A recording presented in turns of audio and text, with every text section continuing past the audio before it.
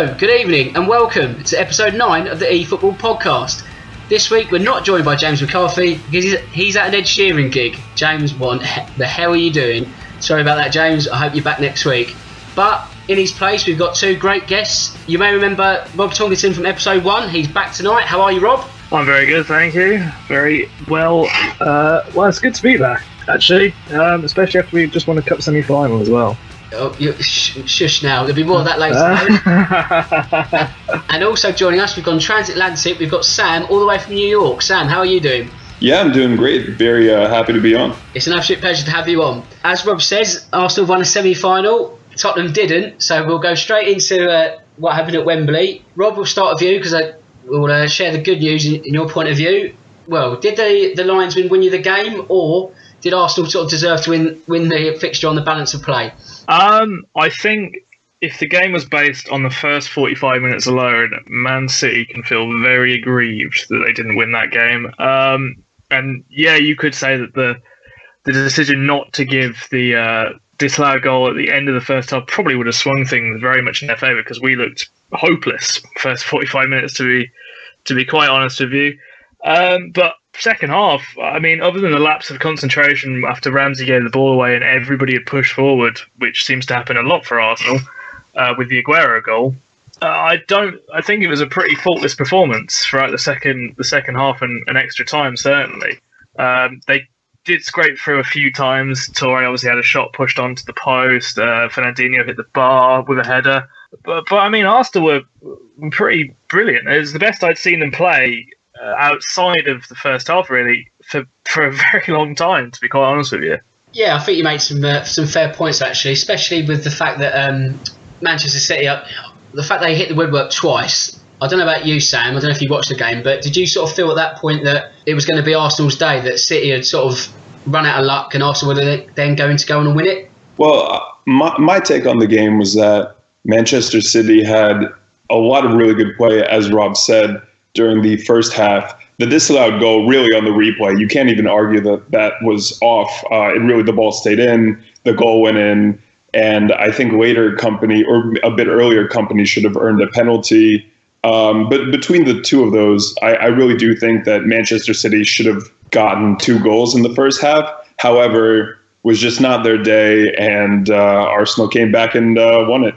I would say that second half seemed to work and flow a lot better. It might have something to do with the 3 at the back that Arsenal has been trying lately, and Holding especially, I thought, looked pretty good. I think the 3 at the back was a key element for Arsenal. Rob, I guess Monday's win against Middlesbrough was the training for Sunday's Wembley run out of the 3 at the back. Is that something that you reckon you'll see for the rest of the season? I think now it would be a little bit foolish to move back to a back 4, just because it seems to have given a bit of a boost at the backside to some of the players. I think not that it was so much the system, but Arsenal seems to get caught always in a one system.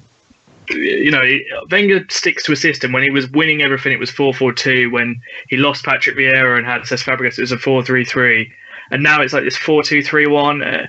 And to be honest, when you watch Arsenal, before it was the quick counter-attacking and Henri Pires, all that down that left side, and then it moved on to the sort of Barcelona-like tiki-taka, everything through Fabregas. And now, when you watch it, there is no style. There's no, you can't watch Arsenal and there's an identifiable style. So I think, actually, to have a different tactic and a different way to play is actually quite refreshing. To think, well, yeah, we can go 3 at the back if needs be, and if it isn't working, we can switch to a back 4. But I think for the rest of the season, I think you've got to stick with the back 3, because it seems to just tie everyone together. Gabriel is another player I think had an exceptional performance on Sunday, who I have forever thought of as a liability in a back 2. But alongside Koscielny and Holding, I mean, Holding's obviously already been mentioned, and he probably put in his best performance in an Arsenal shirt, and for a player that cost $2 million. I mean, John Stones needs to start watching some Bobby Holding tapes, to be honest with you. Watch and learn, kids. Sam, do you reckon that perhaps Wenger's had to play catch-up in the sense that he's now had to revert to a flat back 3 because so many other teams are changing their formations? Has he perhaps thought to himself that he can't afford to then get left behind and be so stubborn in the past? Is it now time to actually embrace tactical change? Yeah, well, when you've got a manager that's been in the Premier League for so long and been so consistent, I really do think that he's, for a very long time at least, and explaining a lot of his performances this season, had a system that worked, that was amiable in the league, that found results, and that won him a couple of FA Cups. You can't really say that he had difficulty using that system up until about maybe this year. And this year, I won't say that Conte started it, but surely the coverage that Chelsea got once he switched to a back three encouraged a lot of the other members of the league to go, well, is this a system that we want to try? And I think Arsene saw that, said, I'll give it a shot. And it worked out. Yeah, it certainly did work out for him on Sunday. We'll have to see if it works for him this coming Sunday, but we'll touch on the North London derby later. Rob, I just want to ask your view on whether City should have had a first-half penalty when, I believe it was Oxlade-Chamberlain sort of stumbled into Aguero. Did you think that was a penalty, or did the referee make the right decision in that case? I think it would have been very soft to give it. I think there was a very minimal contact between Chamberlain and Aguero. It really looked like Aguero tripped over his own feet, to be honest, which brought him down rather than any contact. I mean, on the balance of things, City themselves could have given away a penalty because Navas had his arms all over Alexis at a free kick about 10 minutes later, I want to say. So I think the referee made a lot of errors. Well, the officials made a lot of errors in that first half that didn't really benefit either team, to be quite honest. Yeah, I think that's fair enough. I think, like you say, on the balance of play, that both sides probably could have had decisions. They're ones that, you could put in the bracket of I've seen them given, but the overriding one, of course, is the ball that didn't go out and then led to the goal not being allowed. So City are going to feel aggrieved. They're also going to be slightly worried the fact that Aguero and Silva might be missing for the Manchester derby. That's something, again, we'll touch on later, but somewhat of a war of attrition for City. And Sam, Pep Guardiola, first ever trophyless season. Is this a fact that perhaps he's been found out, or is he just working in a tougher league and it's not able to sort of roll over teams that he has done when in charge of Bayern and Barcelona? Yeah, well, when you've got a team like Bayern and Barcelona, which have their fair share of stars, you can't really transition into a team which has the pockets for those types of stars, but doesn't really have the sort of strength to maintain that. And I will give Manchester City the credit that they really did go out and spend a lot on a lot of parts to Pep Guardiola's scheme.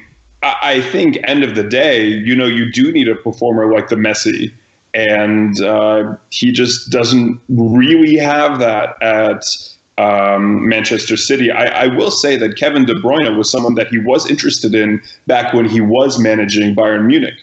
And I think that maybe encouraged some of his movement into the Premier League so that he could manage this person who he saw as the next Messi or so. And he's made statements that basically relate the two. I just don't think that Kevin De Bruyne is at that same level. No, I think with De Bruyne, you're right that he has sort of at times, Guardiola has at times put De Bruyne in the sort of bracket or the bracket below players like Messi and Ronaldo, which is probably a step too far. But I find personally with Kevin De Bruyne that we'll turn it on against someone like Hull or a lower team, a bottom 10 team, but when it really matters in the big games, doesn't have a tendency to sort of do it enough or do it when it really matters. So you're right that City haven't quite got that Galactico, that real world-class player that perhaps, Aguero's on the sort of, I wouldn't say downward slide, but he's not as good as he was, say, 2 or 3 years ago. He's still an incredibly great striker, but his time's also being questioned with the fact that Gabriel Jesus is now being earmarked to be, the number one striker as and when he'll be fit again. So City, I think, have got to do a bit of an overhaul in the summer. I don't think it's quite Guardiola's squad yet. Rob, how much activity do you reckon will happen at the Etihad this season? I think there'll be a lot of outgoings from them, and he doesn't seem to have a back four at all that he would probably like outside of perhaps John Stones that he did sign in the summer. But the fullback situation there, neither of or any of those fullbacks really strike me as players he would like to keep. I think possibly in midfield. He does have Gundogan coming back next season, however long he's going to be around for before he picks up another injury, which seems to be the be-all and end-all of his career at the minute. So I don't know. I see a lot of outgoings and quite a few top class players coming in, but I don't know. I don't really know who City are linked with at the minute, to be honest. I mean, everyone else seems to be linked with everyone, and I never seem to see much about City at the minute. Yeah, it's a funny one, City. I think the problem they've got is they're not really viewed as one of Europe's top clubs. So if you're playing for someone like Real Madrid, Bayern Munich, Barcelona, are you really going to want to go to Manchester City? You know, that's no disrespect to the club or any fans that might be listening, but it's selling Manchester City to players, which I think is the hardest part for them, really. And you can't really sort of see anyone, you know, a big name that's actually going to go to them, because they're always linked with Messi. They're always linked with perhaps a move for Bale, and it's just like, you know, they've got the money to and the means to, but whether they can actually pull this off and sell the project, in inverted commas for use of a better word, is a task into itself. So it'll be very interesting, and you're right, I'm sure there'll be more outgoings and ins. The fact that their defence looks pretty patched up at the moment. You've got Jesus Navas playing right back, and some people, you know, Pep's biggest fans could say, oh, well, you know, it's tactical genius playing Navas at right back, but you get the feeling it's, you know, just papering over the cracks at the end of the season when they can finally buy more players in. So it'll be interesting times for City. A lot will ride on top 4 qualification, which of course Manchester derby is going to play a big role in that. We'll come to that bit next, because we're going to have to get this out of the way, and that is Spurs' FA Cup final defeat. Sigh. Well, for me personally, I don't know about you, but that was never a 4-2 game. You know, the way the game went and the scoreline did not match. Sam, your views on it? Yeah, you know, it was the most one-sided loss that should have been a win I've maybe ever seen. I think someone used those words, and I thought that was apt to describe it. Spurs just seemed dominant. They had the possession. The sort of goals that we did score, we scored very well. I mean, that Harry Kane one where he used the back of his head to push it in, you know, that was unbelievable to get that sort of strength on it. And, you know, Eriksen's delivery, great as always. I will say, and a lot of people have said that it was an odd choice to put Son, traditionally a striker, as a left back. I don't know, again, if that was due to Davies being injured. Danny Rose obviously is still coming back into the first squad. It wasn't a performance that I was particularly upset with. I thought Tottenham went out there, played the way they do, and on any other day could have gotten a result. Unfortunately, Chelsea, you know, partly due to some very silly errors by players that should be able to do better. I think Alderweireld and Hugo could have done more during that game. But then again, I will say that we just didn't have our day. You know, 90% of the time that Matic goal would just not go in, and it went in. And, you know, is that Wembley? I'm not sure. But in any case, it was just not our day. I think ultimately Tottenham were masters of their own downfall, really. The way they conceded goals, bar perhaps Matic's sort of rocket, I don't think you can really say anything against that. But yeah, I think the mistakes they made were ultimately their undoing. I think it was a great game for a neutral, but unfortunately I'm not a neutral, so it's a bad result in that sense. Rob, I'll ask you about the decision regarding Son at left wing back. My take on it was that Pochettino was perhaps trying to shoehorn a player into a system that, you know, how should I put this, that the player's in great form, he wants to reward him by playing him, but by doing that he's put him in a completely alien position, and Tottenham have been somewhat punished for it. Is that a fair statement to make? Yeah, it was a bit baffling, to be honest, as to why. You see, obviously, Navas is being shoehorned to be right back at Man City, but that's not really worked. And I mean, Chelsea are playing Victor Moses at right wing back, but that's a completely different system. So I don't really understand at all why they pushed Son back, who's arguably been, probably alongside Dele Alli, Tottenham's best player in the last 4 or 5 weeks, into this left wing back position, which is I don't think he's ever played, and he was punished and gave away the penalty, which you could say is one of the downfalls of the game, really. Yeah, I mean, I do believe he came on at left wing back in the Europa League tie against Ghent. Was it Genk? One of the Belgian teams that begins with a G. But and they trialled him there. Well, not trialled him. They played him there when Tottenham were down to 10 men. So there's a bit of a, just a left back but needed pace because they're the man short. But playing him on Saturday is one of those sort of things where Pochettino, if Tottenham win, he's lauded as a genius. but unfortunately they didn't win. So now it's an obvious thing to point out and say, why is it being played there? Also, in doing that, Tottenham don't then have a plan B, because their bench compared to Chelsea's, as we'll touch on in a minute with the next question, but their bench is completely sort of lacking any real depth. Whereas, Sam, do you think that the fact that Chelsea had Hazard and Costa still to come off the bench, that in itself was a massive game changer, wasn't it? Oh, it was absolutely huge. And Chelsea have the money to have that sort of bench. Not that would traditionally be their bench, but even someone like Michy Batshuayi, who I've watched for Belgium play, is a fantastic footballer. And in most of the teams, even in the Premier League, he would be a starter. We cannot compete fiscally with Chelsea. They just have far too much backing. However, I see what Pochettino is doing as a more long-term strategy. And with time, our bench is also going to have those same world-class players, but they'll just come from our youth academy. And that's something that Pochettino has been really good on. He likes promoting a lot of the youth players into the first team. And I think, while we may not be able to compete with that sort of bench now, in a few years' time, we definitely will. Yeah, that's the obvious hope, isn't it? Especially, once we move into the stadium and such, and, the project's finally completed. But at the same time, it would be nice to try and break that glass ceiling, not just by winning a title, but by also getting real world-class players. But unfortunately, we are hampered by the wage structures that are set in place. Again, that could also mean that players will perhaps leave, not this summer, I don't think. But Rob, I'll ask you this question. Do you think perhaps that was a real opportunity missed for Tottenham, not just for this season, but perhaps the next couple, what with Wembley woes around the corner? Oh, certainly. Yeah, I really was starting to worry a little bit that Spurs might do the double this year. And there is a bit of relief that you're not in the final, and I'm not going to have a cardiac arrest watching Arsenal-Tottenham. But it certainly felt like Tottenham will come out with at least one trophy. And they still could, of course. They could still win the league, which would definitely cause me to have a cardiac arrest. But yeah, the cup semi-final certainly felt like an opportunity, especially, going back to playing Son, it felt almost arrogant from Pochettino to put him there. And especially if Hazard and Costa had been playing, I feel he probably would have been tortured more during the game.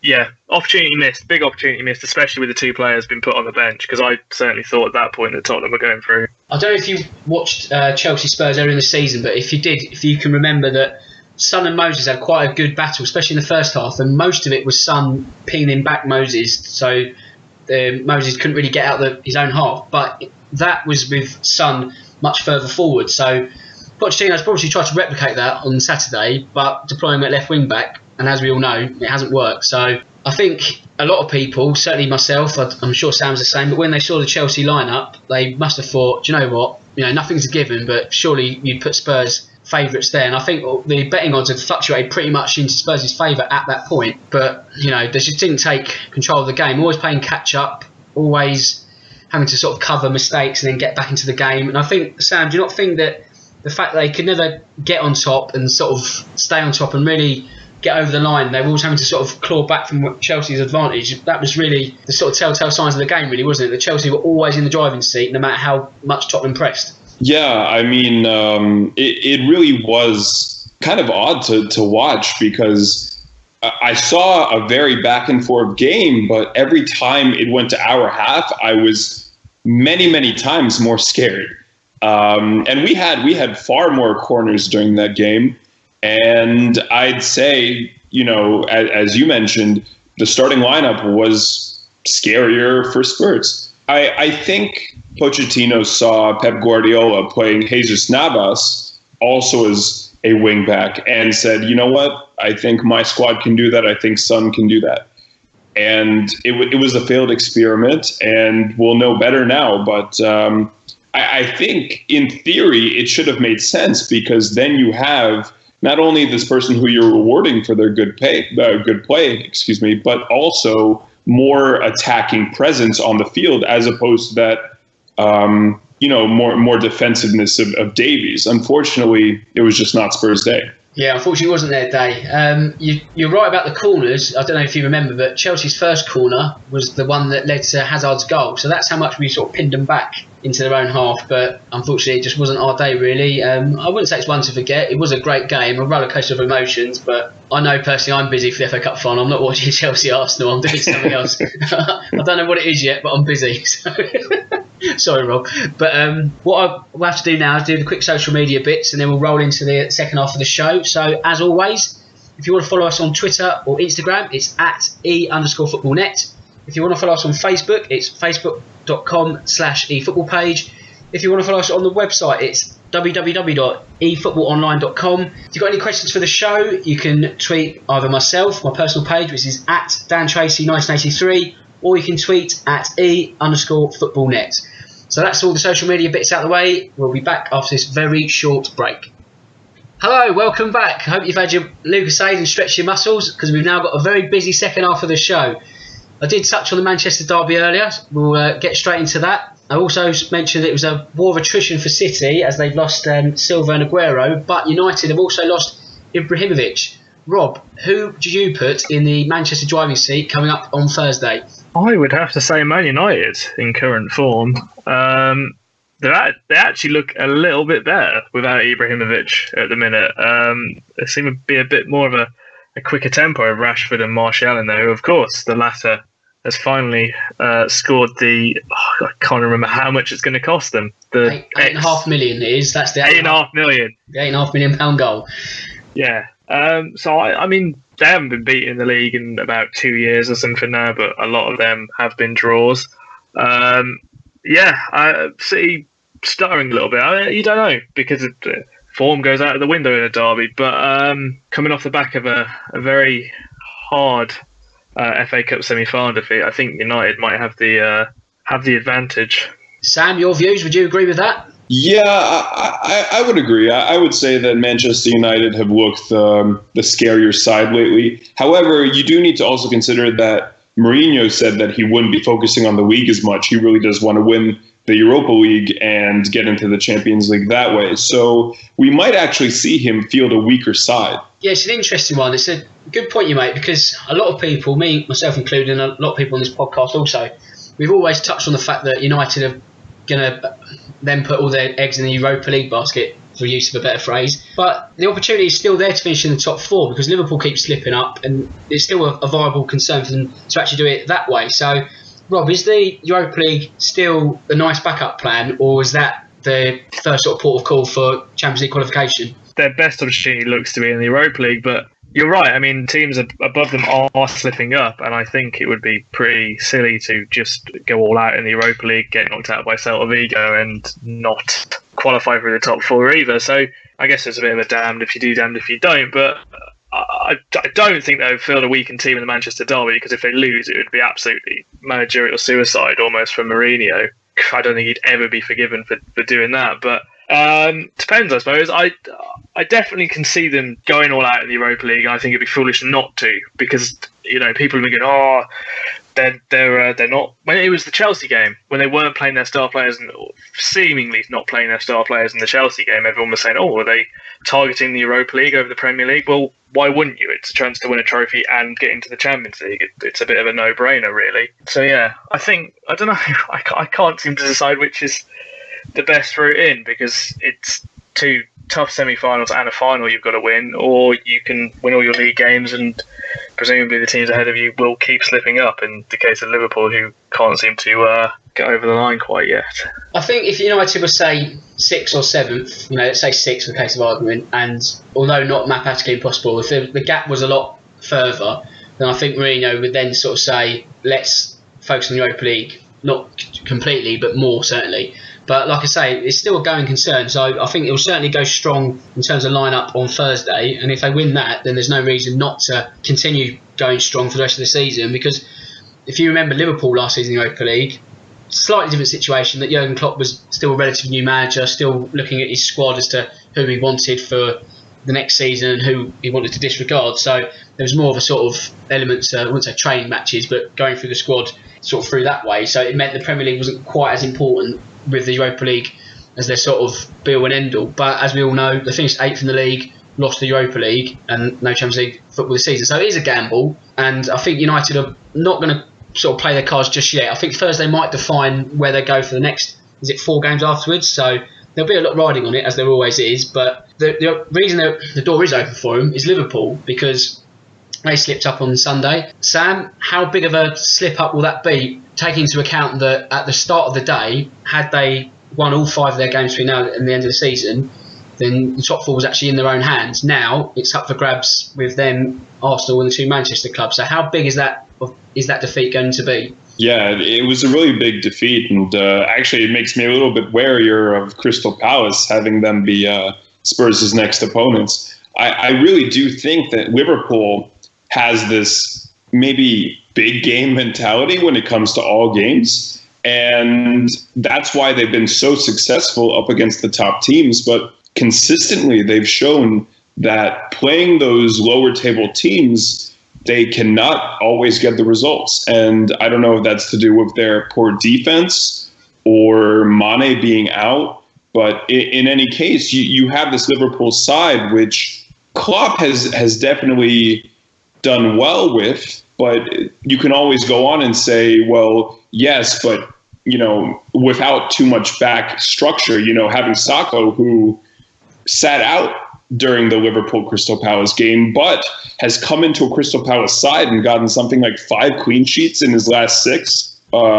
Just absolutely fantastic defender. I think Klopp's ability to ignore defense is what's costing Liverpool, and that actually might see them into the Europa League or maybe even lower. Yeah, that's right. I mean, you are correct in the fact that they are missing Lallana and Mane, so that doesn't help them. But Rob, at the same time, did the substitutions that Klopp made highlight the lack of depth that Liverpool have? I know we touched on Tottenham's lack of depth, but is it more striking at Anfield at present? Yeah, I mean, once they get past Mane, Sturridge and Origi, and neither of them are really that clinical in front of goal. Origi does quite well, but Sturridge seems to have completely fallen out of favour at Anfield quite a bit. And then, a lot of the times this season, and hey, it's not the worst thing in the world. It can be very fruitful, but a lot of the times this season you look at the Liverpool bench and there's always the numbers are up in the 60s because it's a load of people out of the youth team that just aren't ready for Premier League football yet. And I think that is pretty costly. I mean, we touched on it with Spurs. How costly was it on Saturday? They didn't have, even if we don't say they didn't have the likes of Hazard and Costa, well, they wouldn't even have the likes of Batshuayi and Willian to come on off the bench on Saturday. It's looks pretty costly at Anfield at the minute as well. It does, and I think the fact that Klopp didn't buy in January might be the thing that comes back to haunt him. I know he's been unfortunate with injuries also, but the fact he just didn't add depth to a squad that's looking threadbare now might be the one thing that stops them from getting over the line. In terms of the team that beat them, Crystal Palace, they're up to 12th now. Sam, would you say it's nearly job done in terms of staying up for Sam Allardyce and Crystal Palace? Yeah, no, Allardyce has really, really improved this Crystal Palace side. I mean, they're going to every single game very confident.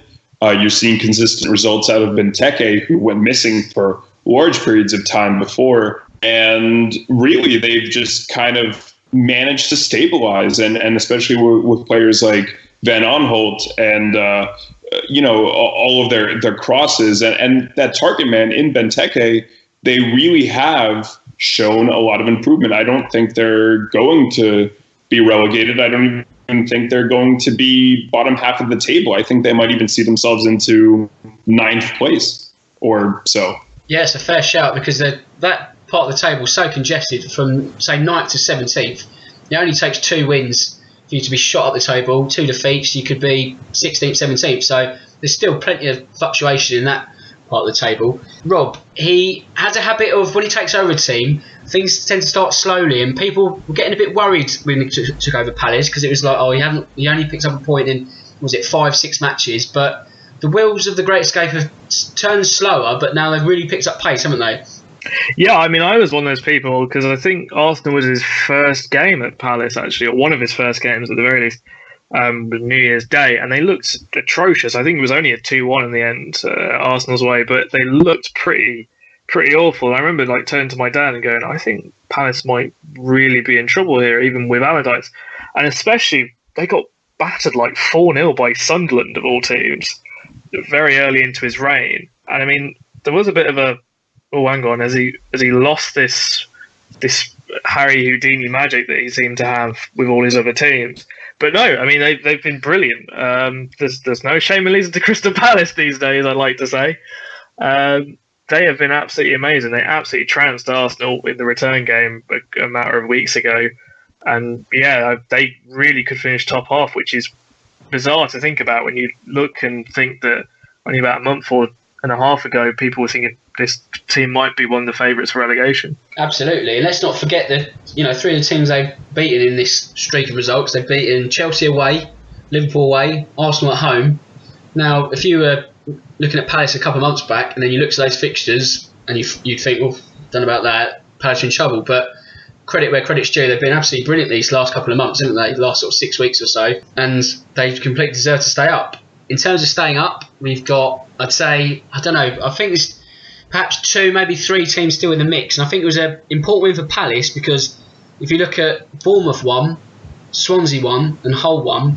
So they would be looking over their shoulder on Sunday thinking we are going to need a result here. And they've duly obliged and got a result. But Sam, I'm interested in Burnley. Do you reckon that they could still get pulled into the relegation mix? I know they've had very good home form, but even that's starting to sort of edge off a bit now. Are they in a bit of trouble looking over the shoulder, or are they going to be okay this season? Burnley's an interesting one because their defense at home has been absolutely impeccable, something like 3rd in the league this season, just behind Chelsea and Tottenham in terms of goals conceded. Tom Heaton has absolutely been a wall. And I'm not sure that they're really a relegation candidate because they do at least have that to fall back on. I guess with Marco Silva really lifting up Hull City, they might fall from 16th to 17th, but I can't really see Burnley getting into the mix with Swansea and them because then we're really talking about teams that just cannot defend, and Burnley at least has the capacity to defend at home. Yeah, that's a fair point to make. Rob, I guess the same question for you. Do you reckon Burnley, I know they're not over the line just yet, but any sort of danger for them, or are we just looking at a straight fight out between Swansea and Hull? I think it's probably going to be a straight shootout between Hull and Swansea at the minute. Swansea's form is weird because they do seem to win a game and then they'll lose the next 2. I mean, if they could sort that out, certainly, yeah, Burnley are definitely looking over their shoulder.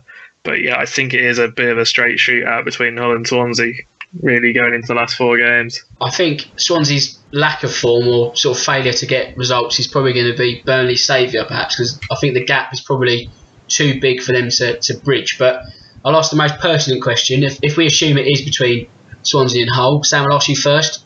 Which of those 2 is going down? This pains me because both of them have a lot of ex-Tottenham people in their squads. But I think I'd have to say Swansea. They had that bit of good luck, but I don't think it was more than that. I really can't see Swansea holding on. Okay, and Rob, same question to you? Yeah, I think Swansea are going down. Marco Silva's very much impressed me with Hull since he's taken over, and it's a very small gap, and it only takes 1 or 2 results, and suddenly the tide's completely turned. But I think Hull are just gonna have enough. I think it'll probably go down to the final day, though. I think you're right because there's not much in between the 2 teams. I think with Swansea, their form, I know they won on Saturday, but their form over a longer run of games has just disappeared at the wrong time, really. The fact they, previous to that, picked up 1 point in 6 matches, that point being at home to Middlesbrough. Had they won, which they should have really, with the quality they were against, they'd be out the bottom 3. So how big a drop points will that be come the end of the season? I think with Hull, Marco Silva, you're both right, doing an excellent job. I know he's only there to the end of the season at the moment. If they were to go down, then he'd obviously be off, I would imagine. But also, I would be not surprised if other clubs, both here and abroad, will be looking to acquire his services in the summer for next season, because I think he's done a tremendous job. I think it's 17 points out of 21 at home, and that has revitalised Hull because they were a laughing stock, really. I know sort of Swansea were also a laughing stock, but they were both sort of cast off pre-Christmas. At one point, we were sort of assuming that Middlesbrough was safe, but they've been just awful since that sort of same period of time. Sunderland have just sort of been Sunderland. Sorry, Sunderland fans, but yeah, I mean those 2 managers. have really turned things around. Credit to the chairman. They've sort of rolled the dice and have had to. I know Swansea had to roll the dice an extra time because of Bob Bradley. But it's certainly going to be an interesting race. It's not over yet, but I think we're all in agreement it's going to be between those two teams, and I think it is going to be Swansea. But if it goes down to the last day, then who knows? I mean, if Hull have got to play Tottenham and the title race is still going, then that's an extra sort of facet we've got to factor in. So I wouldn't put any money on it just yet. Also, in terms of putting money on, would you put money on the La Liga? Because that title race has been blown wide open after El Clasico. And what an El Clasico it was.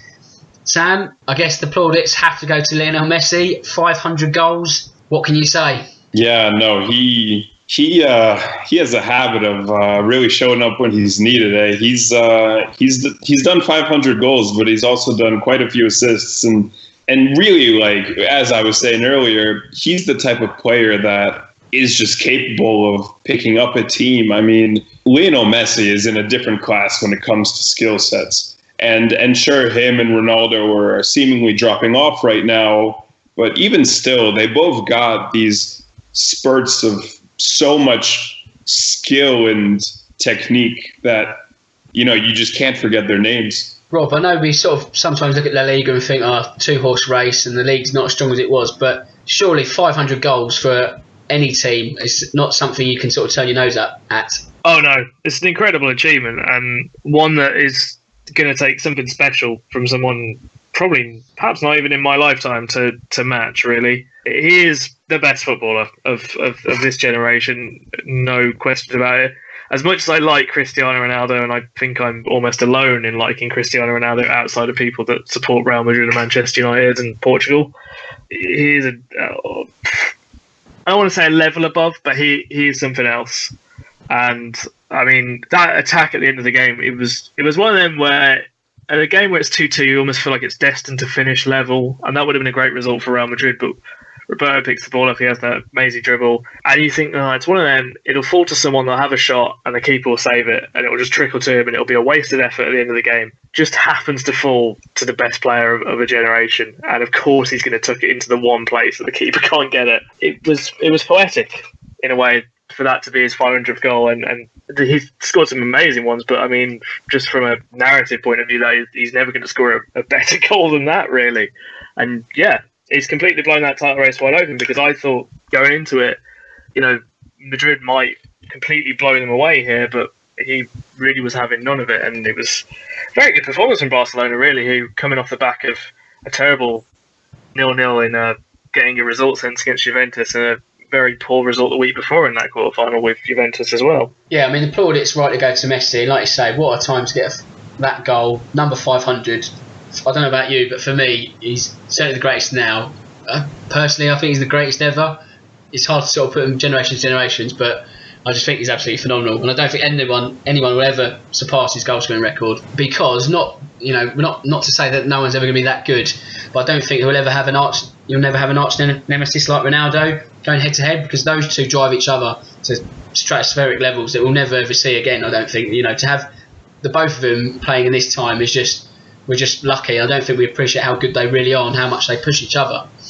But in terms of La Liga, Sam, who would you put your money on in terms of the title race? Because Barcelona go top on the head-to-head record, but Real Madrid have still got a game in hand, so it's probably Real Madrid still to lose, but that result could have a big bearing on the fact that things are a bit shaky at the Bernabeu. Sergio Ramos is now going to be suspended, so if you were going to put your cap on one of those two teams, who would it be? Even with all of that, I'll still have to say that it's probably going to be Real Madrid. I mean, even with the Champions League games and all of that, you've got a team that is so strong and has the depth that other teams wish they had. I mean, Bale went out injured, and they still had Asensio and Isco to come into his place. I don't think many other teams at all could brag about that sort of depth. I guess Real Madrid, they'll of course they'll miss Bale, but it's not really that much of a bigger problem in terms of, like Sam says, they've got James, Asensio, Isco. Are there concerns more at the back, because now Ramos is suspended? They've only got one fit defender going into the sort of next couple of weeks. So is Zidane's problems further back at the pitch, or is Bale going to be a big blow for the running, and not only that, for the Champions League games as well? Bale's been injured for quite a bit of the season anyway, so I don't know how much of a massive blow that's going to be. Isco's had a pretty decent season.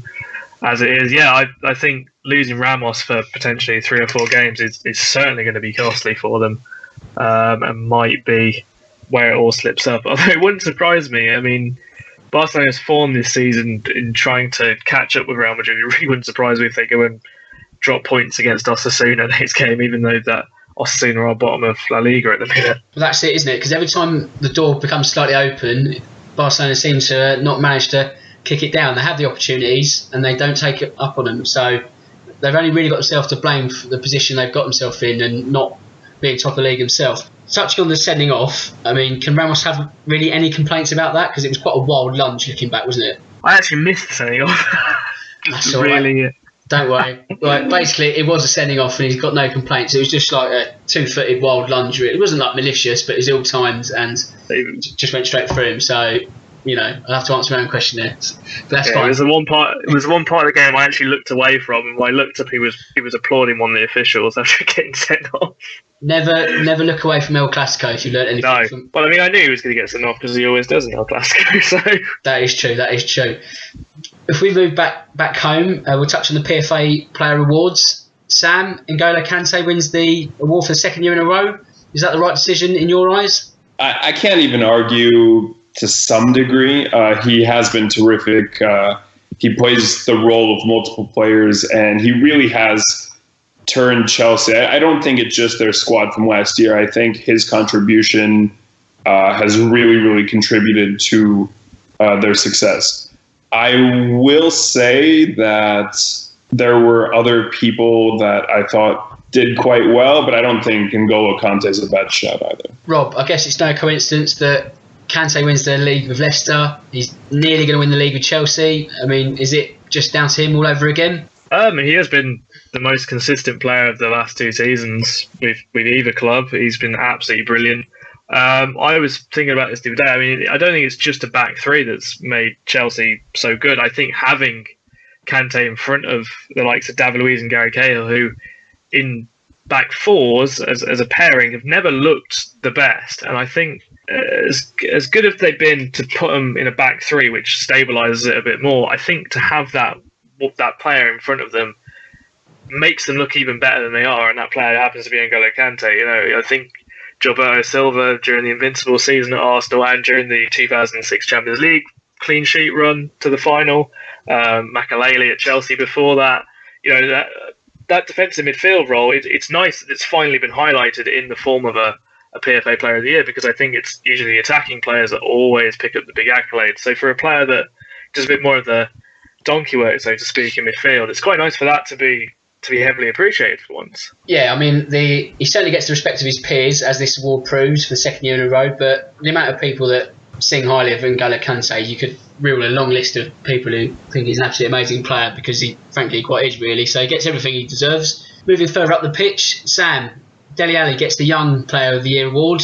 Right decision? There might be a bit of Tottenham bias here, but is that a worthy winner this season? Oh, I don't even think there was another horse in the race. I think Dele Alli has single-handedly proven that he is not just, some kid. He is absolutely a world-class talent. And I saw various stats going up that, Steven Gerrard at his age or, what have you. And I don't even think that's relevant. I think what we're looking at here is someone who is extraordinarily talented, who is capable of delivering the ball into the box and scoring with such consistency and such technique that I'd say really some of the only other youths in his talent range right now are Mbappe and Gianluigi in the Italian league. Yeah, I think you're right in terms of the one-horse race. I mean, I'm trying not to be biased, but in terms of a Young Player of the award, I don't really think anyone's come close. I mean, the candidates did have good seasons, of course, but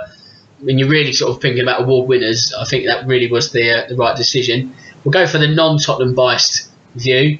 Firstly, Rob, your views on should he have won the award, and also how much truth do you reckon there is in the story that Xavi reckons that Pep Guardiola is going to make a world record bid for Dele Alli in the summer? So, two-part question there. If you can have your answers, please. Definitely the best young player in the league, no question about that. I do think, though, the Young Player of the Year award needs to be revised. a little bit for future years. Not to try and take it away from Dele Alli, but I think that either make it a rookie player of the year or, put a bigger age limit on, because you can still win it when you're like 25. Yeah, and it was pointed out the other day, I think it was a couple of years ago, James Milner won it, and it was like 7 years after he'd made his debut for Leeds. Yeah, it's a fair point, actually. It makes no sense. I mean, especially when you think like the fact that Aguero and Hazard have won it, and they'd made like 100 odd appearances in La Liga and the French league before then as well, and in Hazard's case won a league title, of course, with Lille. But yeah, not to take it away from him, but he was very much deserving of it. But I think it is an award that needs to be looked at and revised a little bit, because I think you can sort of get a bit of repetitiveness of, Ali could win it for the next 3 years probably.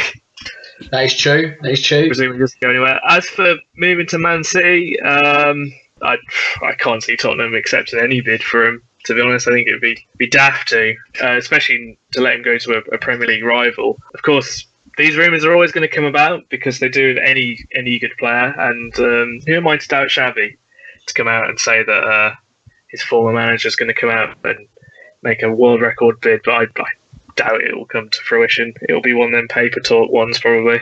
I think you're right, and I think also you've got to remember that Tottenham aren't really a selling club anymore. And I remember we seemed to be Man United's feeder club at one point and Real Madrid's feeder club, but I don't think we're quite in that bracket at the moment. So I don't think there's too much depth in that rumour. And also, I think in regards to the PFA awards, the age brackets are probably still at a thing of its time when the award first came out. But if you think players are breaking into the scene are much younger these days, like you sort of mentioned that Hazard and Aguero had already picked up lots of appearances elsewhere, so you're right, and it's probably not fit for purpose, so it probably could do with a rejigging, but that's for the PFA to decide. So that's the award chat out the way. Now let's get down to the big one, the North London derby. No mucking about, we're going straight in with 2 feet.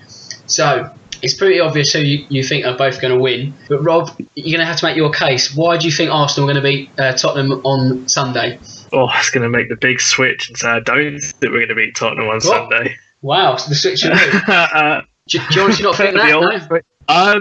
I have never been more fearful. Well, I say that I probably have been more fearful in the past, but I really cannot see Arsenal win on Sunday. It would absolutely shock me. But then again, I didn't see us beating Man City in the Cup semi-final on Sunday either. So see into that as you will. I mean, maybe the change in formation is actually going to have the big effect. Maybe Tottenham are still going to be reeling off a Wembley semi-final. They might lose to Palace tomorrow night. Having to chase Chelsea is quite a big thing. And I'm sure there's going to be some Arsenal players in there who do not want them to win the title.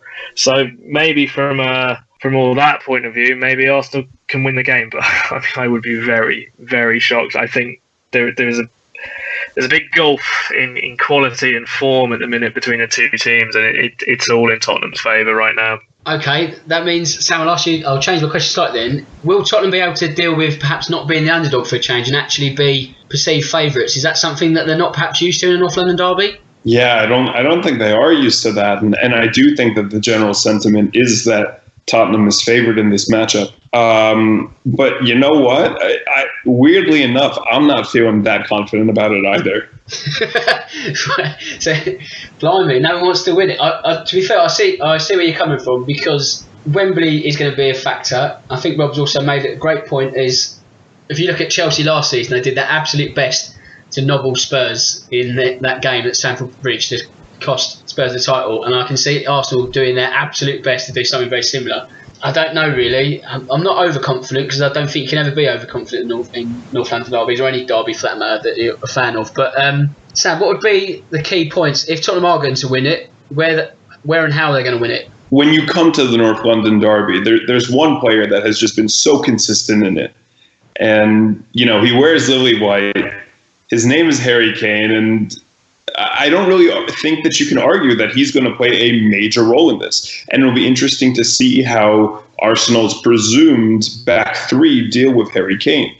I think, however, if they spend too much time focusing in on Harry Kane, then Dele Alli we also have, and he is going to really just not hold back. He will score the goals that should be going to Kane, assuming Arsenal go and double mark or triple mark Kane. With that being said, I can see Arsene Wenger trying to psych us out and maybe starting Sanchez on the bench because, when Hazard was started on the bench and then more recently when Diego Costa and Hazard were started on the bench, Tottenham just doesn't seem to have the psyche for it. Rob, do you reckon there'll be any mind games for Wenger in that aspect? I don't think Arsene Wenger partakes in the mind games. Not since the days of Sir Alex Ferguson and Arsene Wenger going to war over the league title. There have been mind games. He's not one to... he has done it occasionally in the past. He didn't play Arshavin in a cup semi-final famously. Henry didn't play in the 2002 showdown at Old Trafford for the title, but more often than not, if he's, I think Henry was a little bit injured actually coming off the cup final from that. More often than not, he always plays his top players in the top games. And like saying about Mourinho earlier, playing a weakened team, Wenger's already under the cosh from everyone at Arsenal. If he didn't play Sanchez on Sunday, I think, never mind playing banners being thrown, there'd be aeroplanes geared up to fly him out of White Hart Lane immediately. Yeah, that's a good point actually. I don't think he can afford to sort of be clever. I think he has to sort of try and play what is perceived as a strongest team. And if he does play, let's assume he goes for a back three again, is Arsenal's midfield up to the job of keeping Tottenham's midfield quiet? If we compare, say, Victor Wanyama and Granit Xhaka, is that a one-horse sort of race in the battle for midfield, or can Arsenal actually go toe-to-toe with the likes of Wanyama and, say, Dembele? Because if you look at the first London derby of the season, Dembele had a great game, didn't he? He was responsible for getting the penalty. The way he sort of drove through midfield all game was sort of fantastic. So is it going to be another busy afternoon for Arsenal's midfield? I expect so. Xhaka's played quite all right in the last few weeks. I think has been unfairly criticised this season. He's not had a terrible season. I certainly think having him and Ramsey, there's a bit more of a physicality to Arsenal. Not the physicality I'd like in there, but I feel that there's a bit more to him. Granit Xhaka is not going to be bullied easily around the pitch by Wanyama and Dembele. I think there'll be a bit more to stand up to those two, but I'm sure it's they're probably going to be run ragged because those two have been brilliant all season, especially Dembele. He has been sensational for Tottenham, perhaps someone that doesn't get praised quite enough when you look at how great they've been around the field with Kane and Ali and Son in recent weeks as well. Sam, if we focus on Dembele for a bit, because there's two camps of thought for Dembele. Some people say if he scored more goals, he'd probably be one of, if not the best midfielder in Europe. But other people say he doesn't need to score the goals because there's so much more attacking talent ahead of him, such as Ali, Eriksen, etc., that he's just good at what he does and he doesn't need to sort of be that all-round player with an extra element of goal. So where do you sit? What camp would you sit in? Is he harshly criticised sometimes, or do you feel that he does need to score more goals? No, Dembele needs to keep on doing him because he is an absolute rock in midfield. I always feel so comfortable when I see him on the starting team because he just maintains possession and makes those forward passes and just holds the whole team together. He's really the glue behind the team playing from the back into Dembele, and then Dembele and occasionally Wanyama, but even Wanyama tends to either pass it to one of the wing backs or to Dembele. And then you really have those three pushing forward and sending the ball in, and then you have an Eriksen or an Ali or a Kane or a Son in front of them to deliver that into the goal. So you really have this player who is absolutely phenomenal, and I think could be in for a shout for Player of the Year if Tottenham had the gap a little bit tighter, because he really has. He was looking a little shaky when he first came back, and of course he suffered the suspension after poking Diego Costa last season. But this season he started off a little shaky, and Wanyama held his place. But then as soon as Dembele came in, we just looked so consistent and so strong. And there's something to be said, as you said earlier, for those players like Makelele and Conte, and I'd say Dembele. Yeah, he's fantastic talent, really. I think Pochettino was saying the other week that if he worked with him at a younger age, he could make him sort of even better, and he's sort of an absolute pleasure to work with. He's certainly a pleasure to watch. In terms of pleasure to watch with Arsenal, I'd say there's not that many. Sorry, Arsenal fans, I'm joking. But in terms of the real sort of pleasures to watch, Sanchez and Ozil. Rob, in terms of contract talks, are we any closer to any deals being complete, or is it still but perhaps they're waiting on the situation above to be settled before they start putting pen to paper? It all seems to be very hush-hush. I mean, I think there was something a few weeks ago about we're not going to hear anything till the summer. It's all a complete mess, to be honest. I've written about it before, but it shows the dire straits that the club are in, and it's not the first time that star players have come to the last year of their contracts and not had it sorted out. We've had Van Persie, Nasri in the past as well. They lost Matthew Flamini in 2008 on a Bosman to AC Milan. Yeah, there has been nothing new really said about it. There was obviously the 300 grand a week thing came out, but I don't know how substantial that truly is, because it sounds just like an astronomical figure that is almost like a I'm not staying bargaining chip, if you see that way. But yeah, it's pretty dire to go into nearly the end of the season. Your two star players haven't been signed to new contracts, and you don't know what's going on with your manager. Oh, it's not fun right now, to be quite honest with you. Yep, I'm sure that's going to be one or two transfer sagas that are going to run, maybe not even finishing this summer, but into next season. But it's gone to the head time. I'm going to have to ask for predictions. Neither of you two sound confident, so do your best. Sam, I'll start with you. In your heart of hearts, what do you reckon the score will be on Sunday? 3-1 Tottenham. Always got but I big. say that with a lot of hesitation. Yeah, I did notice the pause, but okay, I'll write it down, 3-1. And Rob, same question to you. Heart says 5-2 Arsenal, head says 2-2 draw. Okay, repeat of last season 2-2. I'm going to go for a 2-1, but I guess that comes with the caveat of we've still got a game to play tomorrow, which is Wednesday for recording purposes. So that could change everything in terms of the prediction, but I'm going to have to go early and put my colours to the mast. I reckon a 2-1 win for Spurs. So that covers pretty much everything, actually. That hour's flown by, so it just leaves me to thank my guests. Rob, a great second cap, thank you very much. No worries, now the tricky second album. Yeah, we'll certainly have you back for that experimental third one sometime soon. And Sam, thanks for being on the show for your first time, first cap. It's been an absolute pleasure. Yeah, thank you so much for having me. Not a problem, mate. We'll certainly have you back on the show, if not this season, certainly the next season. But you're more than welcome to rejoin us soon. So that's all. I hope you've enjoyed the show, and that just leaves me to say, my name's Dan Tracy. This is the eFootball Podcast. Until next week, good night.